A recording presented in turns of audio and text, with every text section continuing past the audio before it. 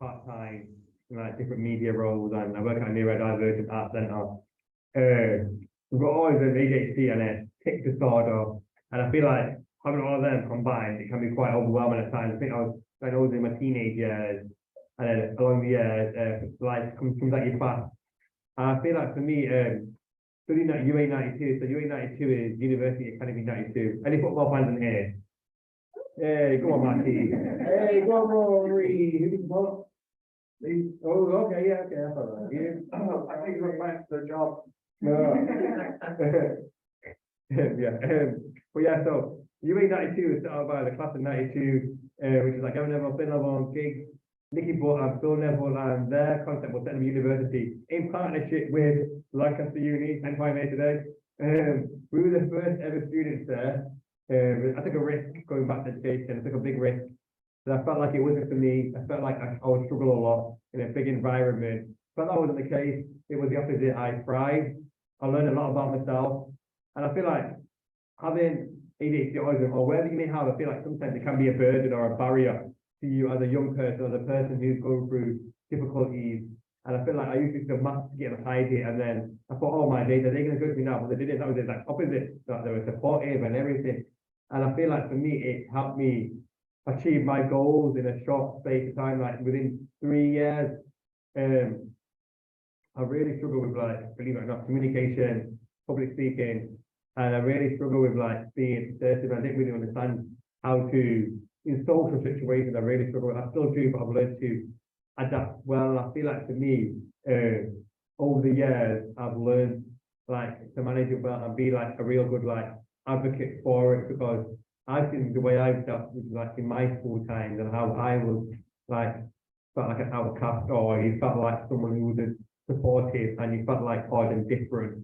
But as the years went on, I thought I've learned this from like Izzy and other people at my UA92. Like it's not if you're not trying to fit in, it's not a you problem, it's a them problem. To stop fitting in, and that's what I realized over the years. And stop fitting in and just be authentically myself and not worry about other people's opinions. And like, yes, so what, I may be different, but I'm still capable of doing something else, but in a different way. Is that all right?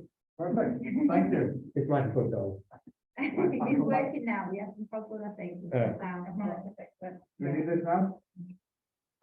Carry on. Okay, thank you. So thank you very much, guys, for that brief introduction. That's really, really helpful, kind of help set the context for this evening. And so now is an opportunity for people both online and in the room to ask any questions. The guys have kindly given up their time, so please do ask any questions you might have. We've already collected a couple of questions in backup, but if anyone would like to ask a question, please raise their hand and we can start from there, or if there's anybody online. But straight away in the room, thank you very much. Hello, my name's Hannah. I work in the EDI. Yeah, I know. Hello. I'm just wondering at what point you both received your diagnosis, if you happened about ADHD, whatever. Was it during like compulsory education? Was it during university? Was it like For me, like, because my brother got diagnosed before me, he's a lot older than me, so I think I got mixed. I got diagnosed in my teenage years, just after high school, year 11, I think, or just after year 11.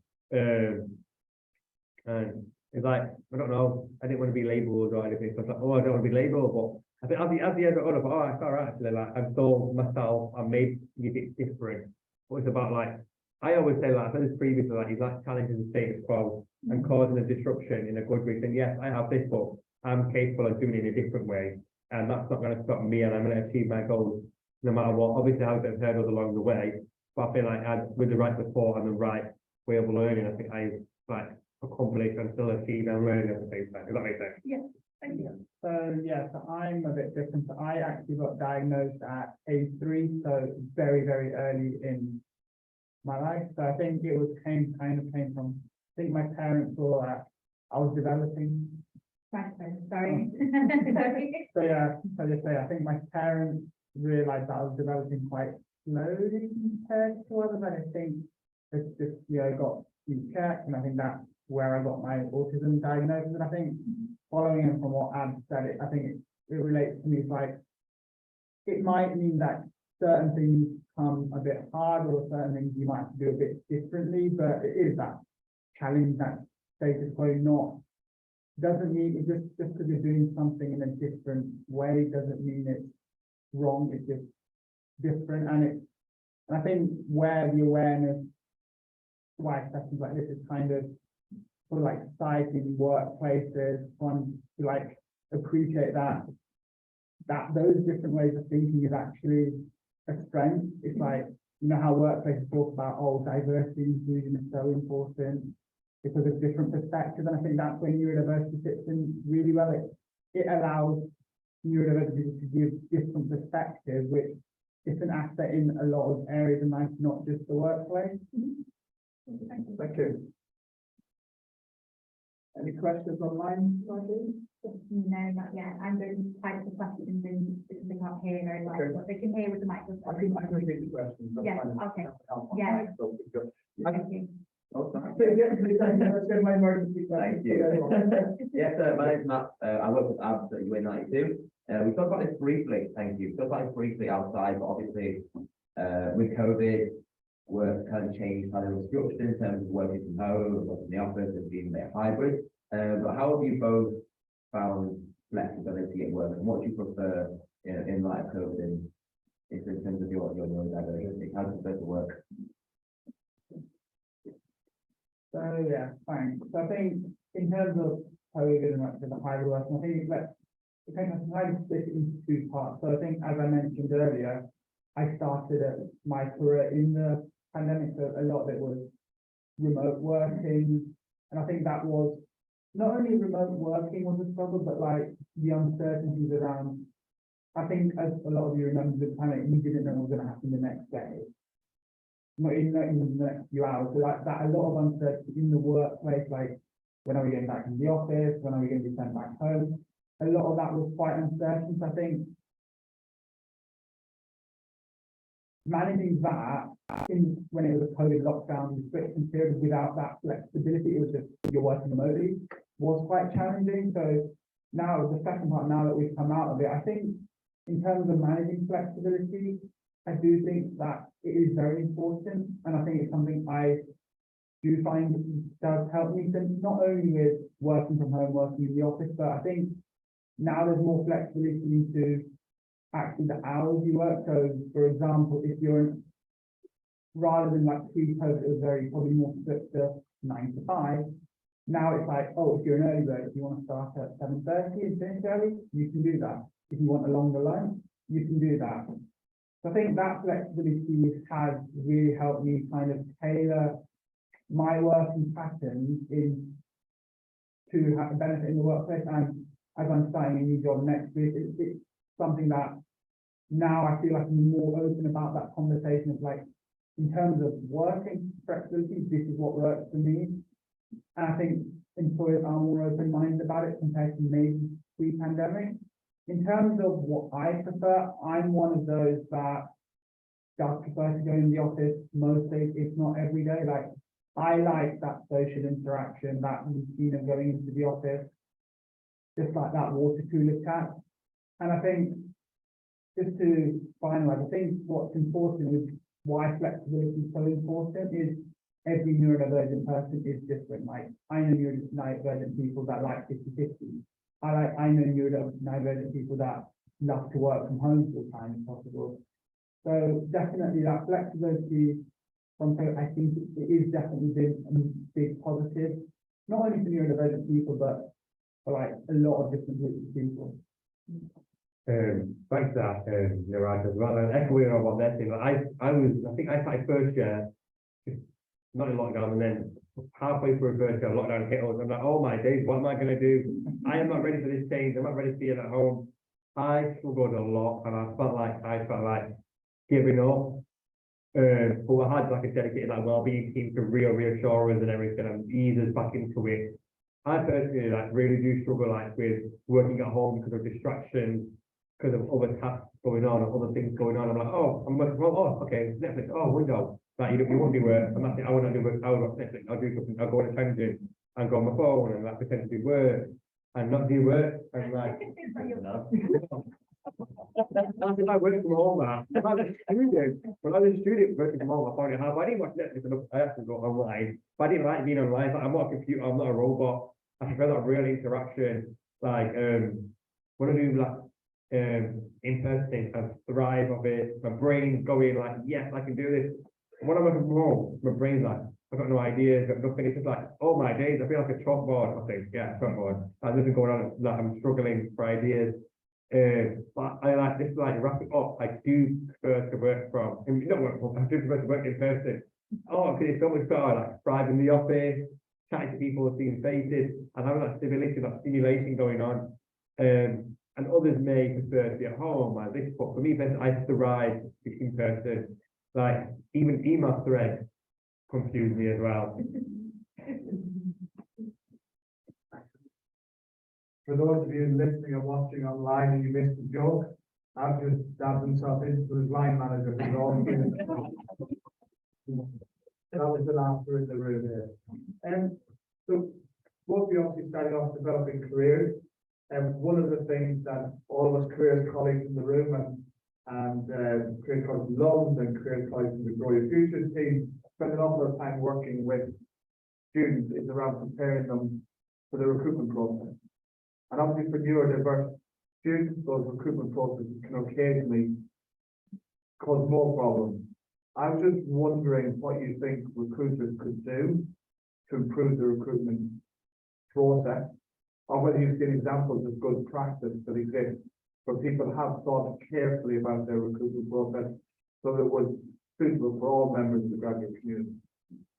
So, yes, I think, first of all, there are a lot of reasonable adjustments that employers can make in the recruitment process to make it more accessible for neurodivergent people. I'm not going to go through all of them now because there are quite a lot. I think in terms of what employers can do is really important is that communication with the candidate. So I think sometimes, not sometimes, but in nearly all the cases that there is an option for a candidate who's applying for a job to disclose whether they are autistic, have ADHD, etc., on the application form.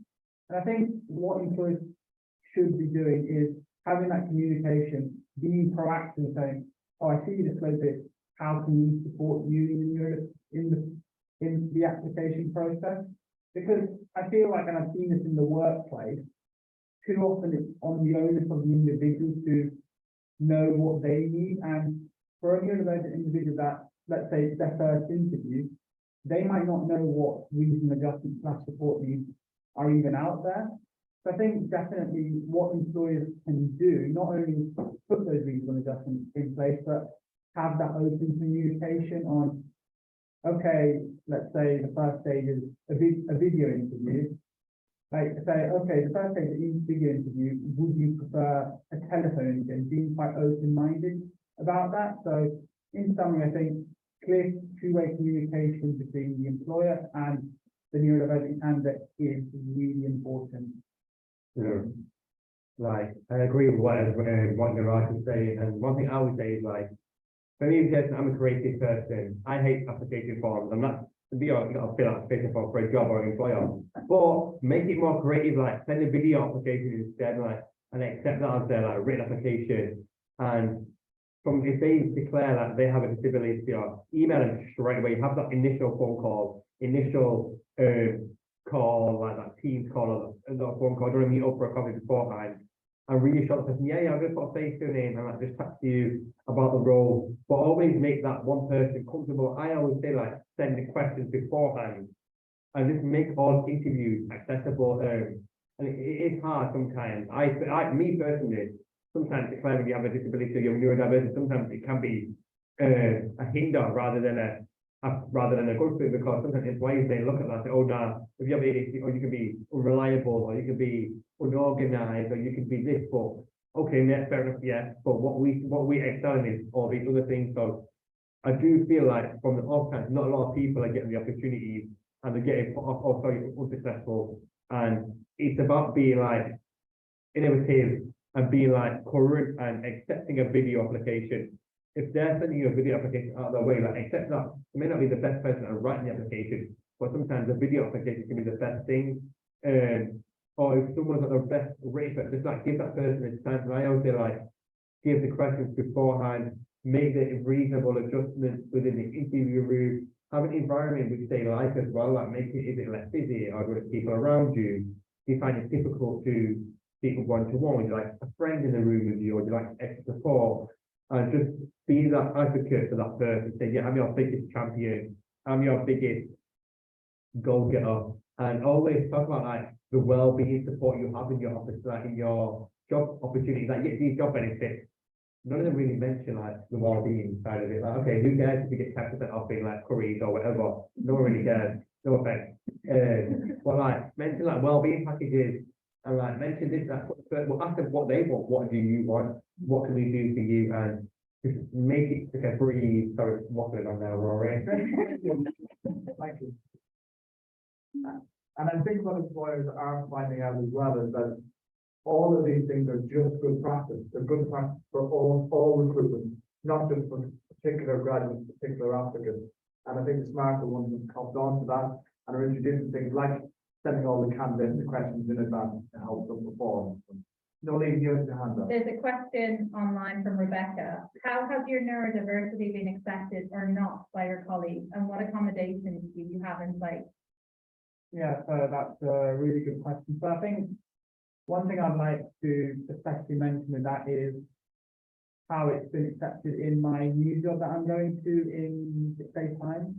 So one thing that has really been good is, again, the employer has been really proactive. So as soon as I disclosed my disability, did the interview, got the offer, like, again, I've seen HR like going out of the way to like send an email saying, oh, do you want an initial call talking about reasonable adjustments? Like, again, that it shows that not only that, okay, we accept that you're neurodivergent, but we want to make sure that you are supported. And again, like, so that's just one example. Another example is I got in, they got me in contact with the head of neurodiversity there, and I've already had a chat with them. I went to visit their offices and already had a chat with them. So again, even like things like offering for me to visit their offices to meet the team beforehand I think has been really good practice, has been really good.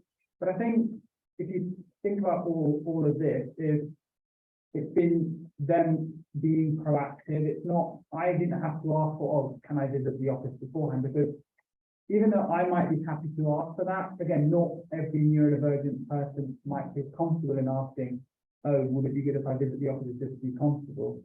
I think, again, and another one more thing is, it's not just accepting that, again, you're neurodivergent, it's that making sure that you will be supported. Like, it's the message that you send to the neurodivergent employee makes a big difference to how they're doing their job. Because again, I think it's easy to say, oh yeah, let me know if there's anything we can do, but how many employees really mean that? How many employees are willing to go out of the way saying, oh, I think this could be good, let's have a chat, discuss this further. So yeah, put it on the thing. Okay. Thank you. No, that was good. Yeah, I think for me, like, from the very first, I was looking at the very first day, UA92, I always accepted it and really been accommodating. Even Matt, been really good. Like, in a good way, that's the thing, in a good way, like, sometimes, like, I think for me, like, being the neurodivergent, I feel that sometimes we may come across quite blunt or quite, I don't know, quite straightforward. And sometimes I struggle with communicating that, but you actually really understand that and really understand how I operate and how I work. And sometimes I say things, but I don't mean it in that way. And they understand, like, it's the way I communicate. And they see the funny side of it, anyway, which is good. And I said, like, yeah, I'm Matt cares too, which is good.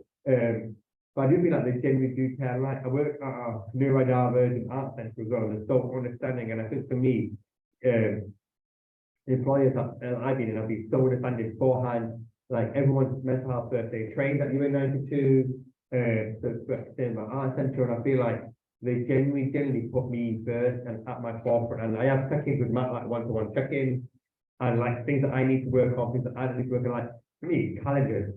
I really struggle with, but that's helping me. And I say, oh, I'm not on my calendar, I'm really struggling with my calendar, and it really helped me. And they understand what I excel in and what I don't struggle, what I struggle in. And the support has been there from day one, and it's still there. Even like they do like one-on-one check-ins, which I really, really like. And I can just email him, messaging him. He like came with me today, supporting me. And it goes to show like the employees that you have and like the line managers that you have generally do care, and they do want to see you thrive, and they do want to see you progress and go on to bigger and better things. And I feel like by you being open and honest as well, it's just, I think it's a brave thing. I think it's a big thing. Yes, it's easy to telling the employers we have this, but will they act on it? And yeah, so yeah, like you and that too. The work I've been around, I've really acted on it, and it's helped me inspire other people around me to understand them and help them out as well. Thank you. I think we've got a question online, Noreen, do we? There was a comment made based on the question around accommodations. So the problem with the how can we support you question is that I have no idea what would be helpful to me. It is an open question where you aren't sure what is reasonable and what isn't, what might be helpful and what is just a hindrance. Giving examples of what sort of accommodations are available can start the conversation more helpfully. So how have you found this in terms of your experience, and what accommodations, or what do you think exactly employers should do in terms of accommodations? Should they give a list, or how should they proceed? Yeah, so that's a really good question. I think when you ask, I'm like, yeah, exactly. Like, there's too many. Like, I think the mistake employers make is, again, it's kind of, oh, let me know if there's anything. Let us know if there's anything we can do for you. But like, there's like quite a few problems with that. Firstly, it puts the onus on the employee to know what they need, which, again, if you just new to the workplace or you're newly diagnosed, you might not know what you need. And it also kind of is like, if the employee doesn't reach out, nothing gets done. So I think in terms of what employers should do, I think I'll put it as a two-part answer. The first thing is, and I've said this probably 100 times already, is, again, be proactive. Like, if an employee discloses their neurodiversity in any stage of the application process, that might not be the application form. That might be an interview. That might be after they've got the offer. It's no secret. It's something that you know and you should be acting upon, like being perhaps like setting up that initial discussion, saying, oh, you know, I even saying like, oh, we feel that you're neurodivergent. I thought it'd be good to put a catch up in with you, maybe your line manager, to discuss reasonable adjustments. So be proactive in actually starting that conversation. And in that conversation, say, or even before that conversation, like, oh, here's a list of things that we can offer. Do you want to have a think about it and let us know? And because another thing which is important is employees shouldn't make assumptions over the reasonable adjustments an employee might need. So, for example, working from home. Yes, a lot of neurodivergent people like working from home, but I think me and Abs are both similar in this is that doesn't actually work for us. So not making assumptions is another thing that really employers should be thinking about. And another thing, the second part is, I think a lot gets said about reasonable adjustments in order to, again, maybe working from home or methods of communication or anything that helps them do the job well. However, just doing your job well doesn't mean that necessarily you'll be happy in the workplace. Like, making sure that the neurodivergent person feels genuinely a part of the team, included in the culture, is also equally as important, if not more, than just doing their job well. So one example of some support needs to be thought about is supporting, let's say, if there's an event that the company are holding, maybe an away day, making sure that they're supported so that they can take part and actually enjoy the event, or maybe supporting a mentor when it comes to, let's say, the industry they're working in and building relationships. So I definitely think, yes, you should be proactive about reasonable adjustments. That's the first step, but also think about what else can you do to actually make them feel that they're included, not just what can we do to make sure that you can do your core job role well. Yeah, I remember mine like that. So reasonable assessments. I think like for me, luckily for me, I've had the reasonable assessment before I even started. I'm going back as a student now.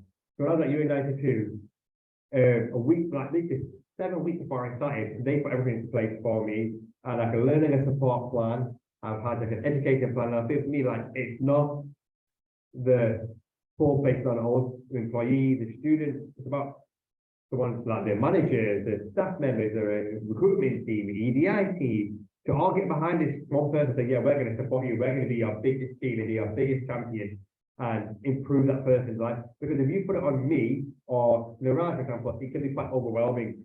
I'm like, well, why are they putting it on me for? Do they care or what? Like, why are you putting it on me for? Do you feel like that? Like, why are you putting it all on me?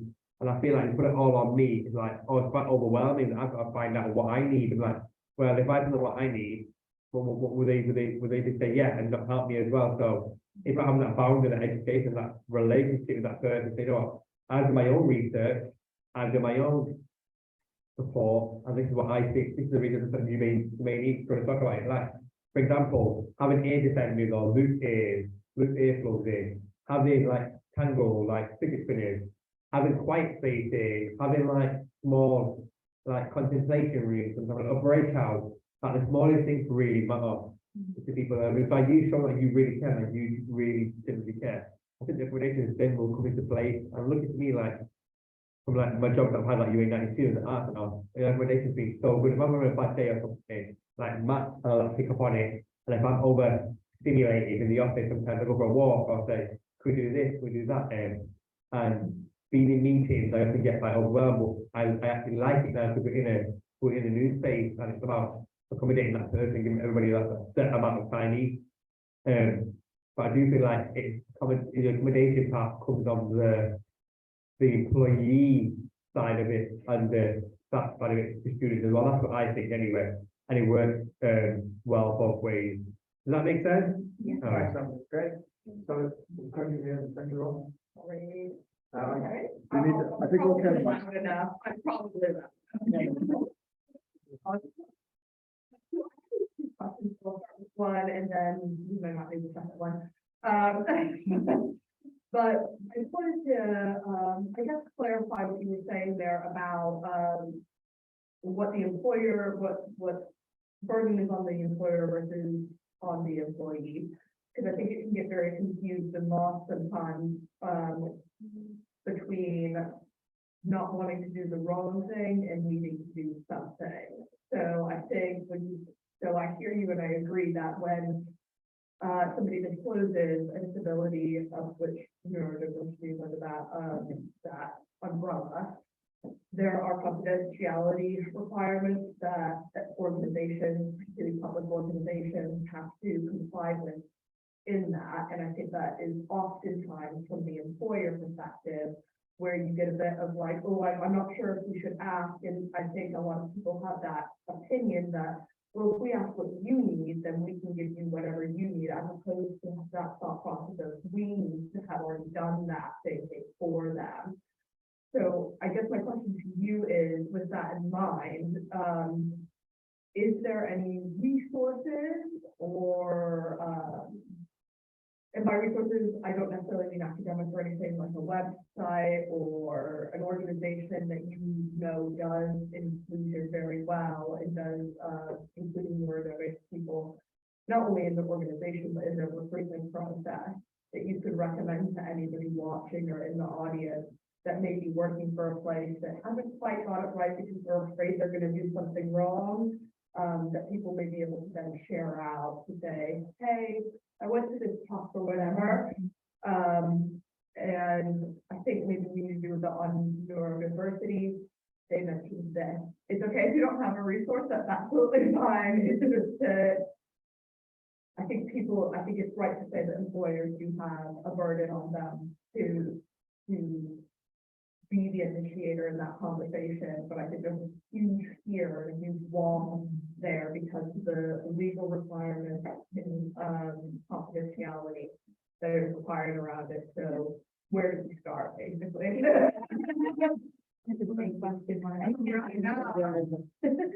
It is a good question, and I think, so before I go on to the resource, I think, and again, this is just my opinion, it might not be 100% correct. I think another reason why employers are afraid to actually start the conversation in fear of saying something wrong is because there is still this association that the word disability is a bad word. And there is a medical and social model disability, which I'm not going to go through here. It's quite complicated. It's not complicated. I'm not going to go through it here, but there's still that fear that disability is a negative thing.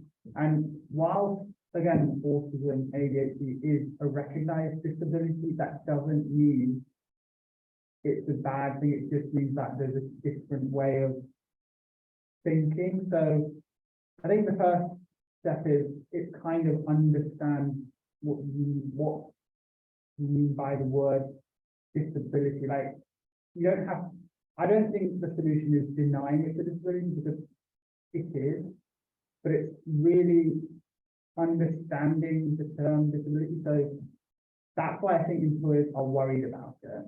In terms of resources, there are lots, like there's like Google, there's like LinkedIn, lots of LinkedIn influencers who talk a lot about neurodivergence. I don't, like Ellie Middleton is like one of the best. That's his And- friend, right? That's Yeah. his friend. Yeah, being a friend, it's a friend though, yeah, she's great. It is amazing, like both are amazing. There's an organization I work for called Ability, so any of you can Google that in your own time. So they, again, we work with clients, again, the clients of the organization on, again, just helping their workforce be more neurodiverse, inclusive. So again, there are a lot of resources online, and obviously there's too much to name in this section. But yeah, I think it's just, rather than looking at particular research, again, just look at doing your own research. There's a lot of research you can do on Google, just on, like, even just like know more about autism or know more about ADHD, if that makes sense. Yeah, echoing what Niraj is saying, like Eddie Middleton is a great resource. He is a great advocate, especially for people who are diagnosed later on in life, and especially females who mask it well. I think she's really, really great. I think she's a great advocate for people in the professional world, the normal world. That she's a sick person, like great advocate for it, love it. It's great.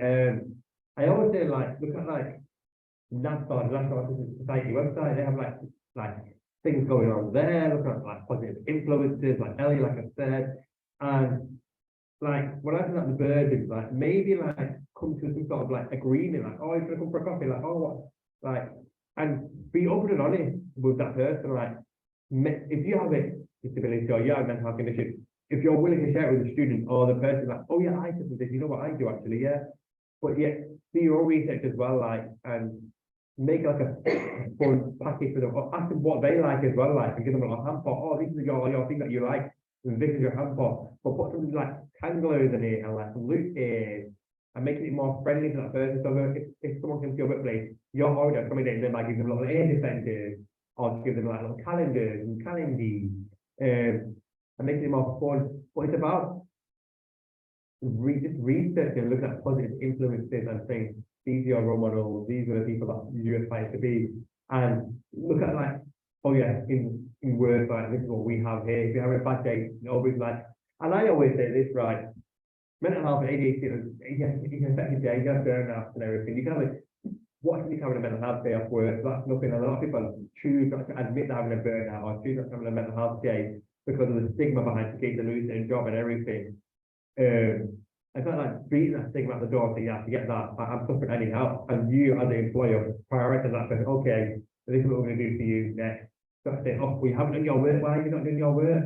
Well, that's putting up like that founding that reputation, and it's about that building that morale and that relationship with that person. So you know what, yeah, we believe in you, but we can see you succeed and not belittle that person, always be their biggest champion. And if someone that's performing well, then what's up, why not perform well? For like Matt really supports me. I'm not that perform well, not that I don't perform well, but sometimes I don't perform. I'm like, I'm like, oh, you're right, what's going on? Like, like my last speech, because I was down for a week, but I thought, I'm not doing so good. This is an example. I'm not doing good, man. I'm really bad. I feel like I'm worthless recently, where I'm not really changed that for me. And like, if he really changes for me as well, and I'm lucky to have a really good team that I work with that really push you to your biggest potential, like Izzy and Matt and everyone, and Karim and everyone genuinely push you to your biggest limit. And that's an example. Like, I've been down and worthless. Oh, I'm not feeling too good. Like, I feel worthless. Like, to get me media alone. And they might change that for me. Do you remember, Matt? A lot of time to do that. Was that your concern? That was brilliant, no, thank you. Thank you. I think That's actually where they're from. Sweden. I wish. Oh, America. that's all right. New York, LA, Chicago. All right. let's carry on, John. Thanks very much. I think the only we've another question in mind doing. What do neurodivergent employees bring to the table, i.e. what do you feel your strengths are that you bring to the table as a neurodivergent employee? I think we bring, in my opinion, I think we bring, not in my opinion, I think we bring like a lot of, we see the world differently. I think we bring a lot of laughter and humour, and I think we're emotionally intelligent. I think we can read a room, and I definitely think we can be very empathetic. But I do feel like it is a superpower, yes, but these are things that I struggle with. But I do feel like we can bring a whole new environment to the room, a whole new like feel to the room. And I do feel like we can read the room really, really well. And if someone's down or if someone's upset, we can emotionally connect with that person. And we're very, we don't cut corners, very to the point. Does that make sense? Direct, but in a good way. And we understand, and if we're struggling, we speak out. Is that your question answered? I'm probably. Yeah, it depends on the person, doesn't it? It's everyone's different, so it's not like if you're neurodivergent, you all have the same strength. Yeah, I think that's my strength. yes, that's your strength that so in terms of what you're bringing to the table, I think it's assessing the person as the individual. Yeah. And I think that's what at the moment is neurodivergent is quite a trending term. I think it tends to lump a lot of people together rather than identifying the individual and supporting the individual with their needs. Yes, I sorry. thought that answered right. You did really well. Yeah, no, I. That's how I feel, me personally. And I think online people have agreed with you. So Andy's answered as well and said he feels that his strengths around hyper focus, he's a quick learner, Yes, and thrives in chaos, sees the bigger picture, and that's how he works. Oh, sorry, just wanted to jump onto that. So when we hired Ab, the question we asked to all the candidates was, what can you bring to the team we don't already have? And everyone was saying, oh, I can like get you 5 new accounts in the first month or yada, yada, yada. Ab was the last candidate who said happiness, like if you're looking like you're not feeling too well or something's off or you need a minute, I'll be there to talk to you, take you on a walk. So like, it was so lovely answer that everyone focused on like, oh, it's like target. And Ab was just being a person and being empathetic, and it was a really lovely answer. Cheers, Matt. Yeah, I think it's kind of just reiterate what Anne said. It's just that, again, it's different version of the degree, but it's that different way of thinking. It's that, again, as I said before, employers love to talk about, we value diversity and inclusion because it brings different thoughts to the table. And I think that's when neurodivergent individuals can really contribute into that, like different ways of maybe approaching a problem, different ways of actually, in terms of processes, making work. And I think that different ways of thinking, different perspectives is a massive strength that is really valuable in any industry that in the workplace. Thank you. Just another question from which we got before we started. This was a direct quote. It says, I am autistic and find working in the office very overwhelming in terms of sound, distraction, sensory overload. What are your top tips for dealing with it? I got one thing in my hand. You go for a trainer, right? I just jumped there. So I would say the first thing that comes into my mind is speak to your employer about this. Hopefully that they're already quite understanding about and open-minded, that speak to your employer about what you're struggling with and kind of work with them to find maybe not, I don't know if alternative is the right word, but like to find solutions. Maybe that is to again work from home a bit more, or like work in a quiet room, or have earphones. Again, I don't want to make assumptions, but it's just, I think the first step is address that with your employer first, and then work with them to find potential solutions. And then again, when you're talking to the employer, something I'm not very good at, admittedly, is kind of being firm and saying, look, rather than saying like half-hearted, just say, I really struggle with this, like, I feel this really hampers my productivity, kind of being firm in that conversation to get your voice heard, if that makes sense. Sure, you've got quite a lot to add. Oh, yeah, I think for me, like, I have like blue earplugs, which like, and they told me about it, like sensory overload earplugs, like different types of ones. Here they are, really focusing and everything, like, a lot of things going on in the office. I put them on sometimes. I did it to Matt recently. What did I say, Matt? We're supposed to have a lovely conversation. You're driving up to Manchester, and I'm like mid-sentence, just put your headphones in and turn away. Yeah, that's the right distraction. I'm trying to focus on the road. It's not like focusing, but making it more humorous, making it more fun, and it might be rude, but I'm putting these in now. Focus and that distractions. I don't want to lie. I love to chat to the office. That's whatever. What you been up to today? What you been up to? I got to remember. I got to work now. So that building that blame. I think so. Like I have like we sit in the same corner every time I like on the same table, which I generally like, and I do feel like having that same morale around that team around you is a good thing, and I do feel like some of that structure in the office and structure in the workplace. Like if I put my things in a certain place where I know it's gonna be there, or I put it in the same corner, or I message Matt, oh where's this? So I am looking at that support in that team. And if I didn't have that support in the team, I think I would have struggled a lot. So I feel like in the workplace, in general, I have that support in place already. So, and if I didn't have that support network, I would have struggled a lot. And I remember looking at, I built that relationship with Matt and everyone, and the staff and the students. So they have that rapport, and if we're on a bad day, they know if I'm having an off day or a good day, they really know. I think we've got a question on online knowledge. Yeah, so Caitlin would like to know, because she doesn't want to bring things around to the negative, but wants some advice and some insights, and your insights into how can we manage weaknesses or perceived weaknesses when we're held to the same standards. And this Caitlin herself is late ADHD diagnosis. So you answer that first, right? I don't think I'm gonna answer. Okay. So, I think it's a good question in terms of, again, weakness. I think what is important, and I think one of the tips I would always give is for employers is first address the challenges that the neurodivergent individual may face. Then you can tailor whether the support you give them so that they can thrive. So I think again, a lot of neurodivergent people feel this weakness is in terms of being held to the same standard. I think firstly it's just maybe it's a different way of thinking, but to directly answer the question on weaknesses is, I think that's important to address with your employer, because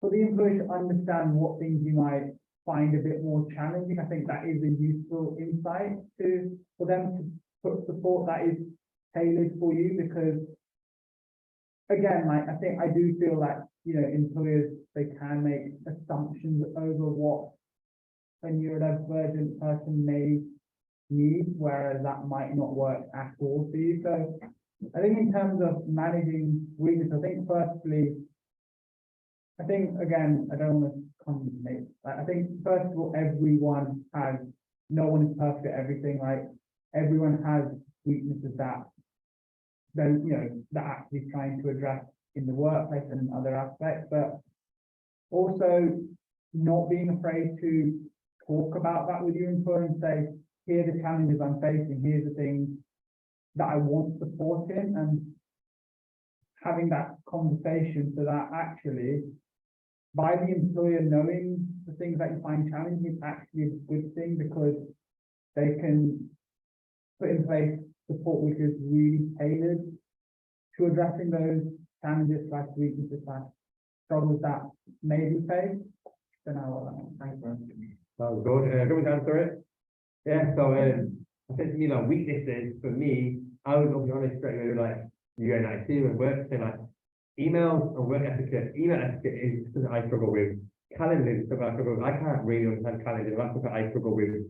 I struggle with like certain aspects of things. About being open and transparent with the employer. Saying I struggle with these things. It's not a hinder, don't get me wrong, but how can I improve on it and how can I work on it? And when I'm speaking to Matt, like I always, so when I think to Matt, oh, I struggle with my calendar. So what I do is now is when I put myself in, I book Matt in it as well. So he knows where I am, and he does, and he really helps with that. So it's not speaking to that person saying, I struggle with this, I struggle with that. And sometimes, so we off recently, sending the email, has it right by, I went, hey, how are you? He's like, I've no, like, and he reminds me, when I read an email in a friendly way, but it's not reminding me, and I struggle with the email, and I'm like, spelling mistakes, and like, when I'm spelling mistakes in an email, and sometimes I don't really check about that, about the grammar and everything, and that really reminds me of why weaknesses are.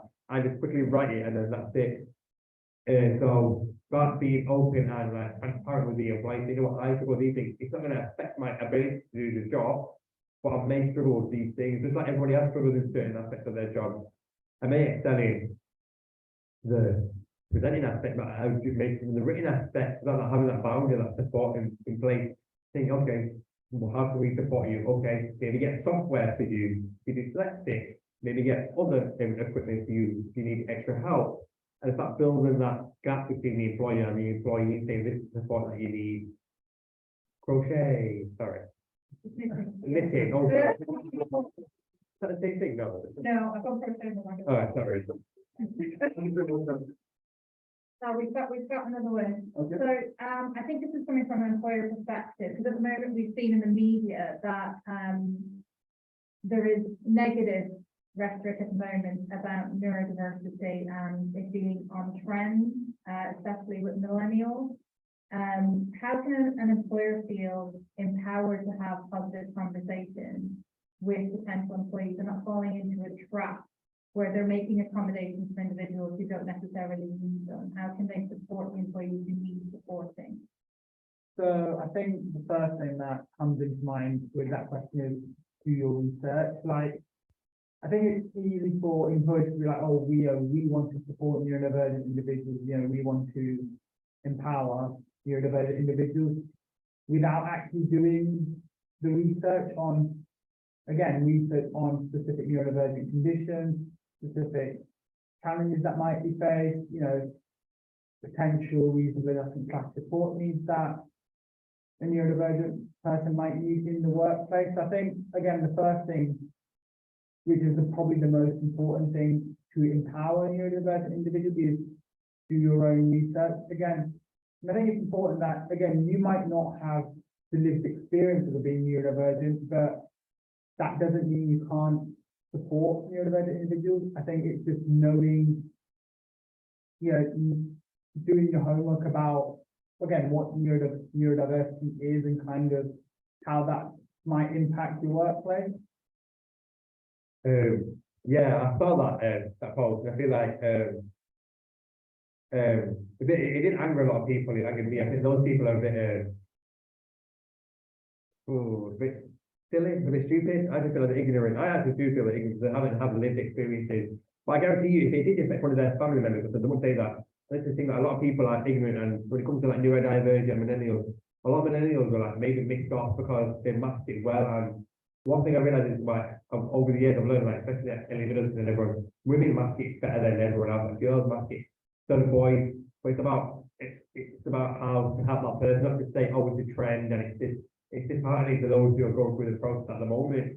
So I would just say, like, the employees, like, don't listen to what the press is saying, don't listen to what people are saying, like, just be, if you authentically care, be that change maker. Say, I actually do the, you've got it, I'm going to support you, this is what I need, and not to be focus on what everyone else saying, if that's trending, it's this, obviously, it's the way that the media may see it, but if that impacts that person's life, how does that person feel, how does everyone else who's neurodivergent, like, it's upsetting for me to hear it, maybe it's for you to hear it, it's over the trending thing, it's about being authentic yourself, being true to yourself and saying, yes, I have this, I mean, I think it's advocate for yourself and for the employer, say, you know what, yes, I'm gonna definitely support you, this is what you need, this is what I'm gonna help you with, and it's gonna be like a really good ride. Was that all right? I think we have time for one more question. We're sticking to I our. feel like it's Parliament. Thank you. It's a good ride. Yeah, I think, the last question that's come in, is what has been your biggest challenge that you faced in the workplace so far, and how have you overcome it? I think for me, my biggest challenge was in the workplace was trying to adapt from student to employee, and I feel like I felt really overwhelmed.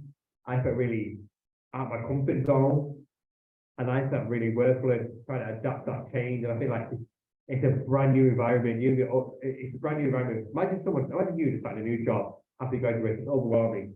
But imagine it being even more overwhelming. It's hard. You're panicking. You're sweating. I felt worthless at one point. But I do feel like with the right support, I overcame obstacles within my life, and I had the right team reminding me that you can do it, you can do it, you can do it. So I feel like this that transitional period for me is overwhelming. All my jobs have been really great, but it's about the fear of the unknown. Am I going to fit in? Am I going to do good? Am I going to have the biggest? And I think the biggest thing that I think a lot of people do, like I'm just sort of like, is the self-belief that you can do, and the self-belief that the belief that you get the support and that resilience. And that's the thing, and lucky for me, like at UA92 when I was a student, I learned resilience and like self-belief and perseverance. And it was an alright transition, but going to a new job or starting anything new, it's daunting, but having that support there was great. But I do feel like every day is a struggle sometimes, but about believing in yourself. But that was all right, Niraj. Perfect answer. And yeah, it's a really good question. I think for me, I think the main challenge, rather than giving a specific challenge, I think the main challenge that I have faced and still do face is being in the minority in the workplace. So the way to imagine it is you're in a workplace of there's probably 800. In my new company, is about 1,000 people. And probably I'll say 95%, 96% are neurotypical. And it's now you're in that 4% that's neurodivergent. So already you're in the minority, and being in the minority, again, I've kind of had that self-doubt of, do I fit in? Do my behaviors that might be different come across the wrong way?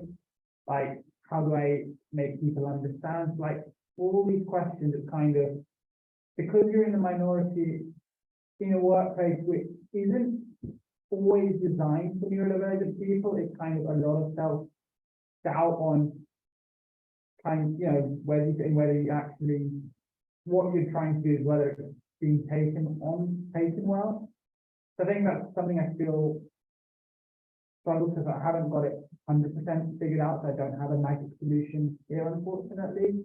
But one thing that I have done, and I think especially when I'm starting my new job, and I think kind of echoes what Ab said, is get that support system in place already. So one thing I've done is there are a few people that, again, I know that have similar, like either are into neurodiversity, or one person I know has a similar experience like advocacy, but in the multicultural side. Like really getting in contact with them, like starting those conversations before I join, so that, when I come to the company again, starting a new job, which again can be overwhelming for anyone, never mind someone that's neurodivergent, is trying to make that process like building support system in that company already by speaking to people, reaching out to them on LinkedIn. So that means, when I start in 6 days' time, it's a lot easier for me, if that makes sense. Yeah, that was good, that. Thank you, Niraj. So, thank you very much, first of all, to Niraj and Ab for the very, very open conversation we've had here for the last hour or so. As a manager of a team, I've got two things that I'm going to implement tomorrow morning or suggest the school implement, just as good practice for everybody.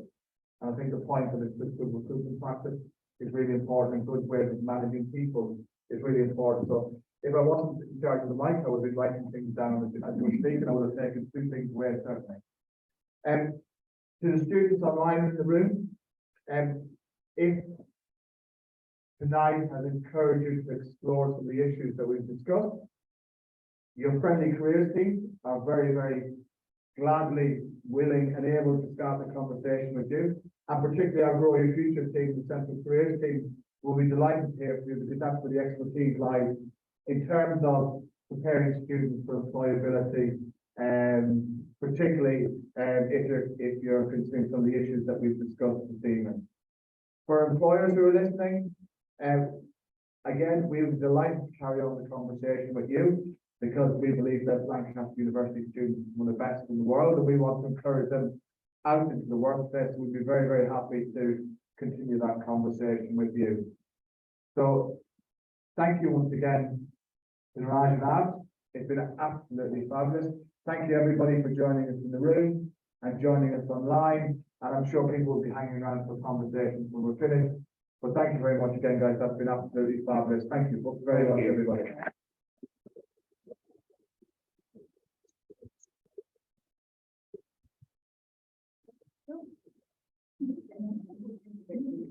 Thank you, guys. Is that all